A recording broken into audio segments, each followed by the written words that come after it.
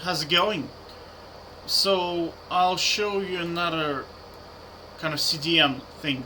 So we're trying to basically create a tree map, right? So you see in here they have two CDNs, right? One is chart, which we can find very easily, which is in here, you see? You can see chart in here, inside the window object. But the second one is kind of weird, and it kind of references the same chart. So where does it go?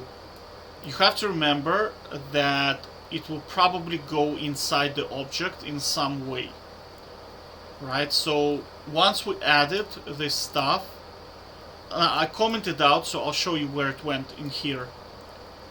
Now I know that tree map is a type, right? So I went into the chart object and I was looking for two things. I was looking to either type or default or something like this, right? So I was looking at T, like all of this is alphabetical, right? So we're looking for types, we're not finding it, but we found defaults, you see? So now we look at defaults, we do not see tree map in it. So as soon as we uncomment this, you will be able to see tree map inside defaults, right? So let's have a look.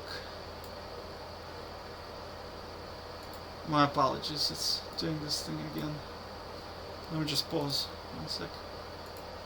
Okay, so it's working now. Okay, so go into Windows. Is it doing the thing again? Yeah, 1 sec, I have to pause. I don't know, when I have OBS running, it's not functioning super well for some reason. 1 sec. Okay, hopefully this is going to work now. Okay, so now we're going to chart. So we're looking for, well, let me show you that it's in defaults now.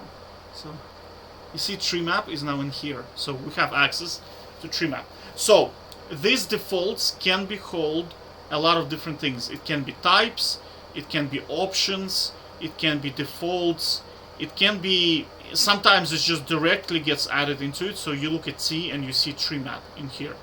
But the key is that when you see something like this, CDN that looks something like this, which is part of the main framework, which is chart.js, remember that it's probably gonna be somewhere in there, inside the chart.js object, as some kind of property. Okay? Take care.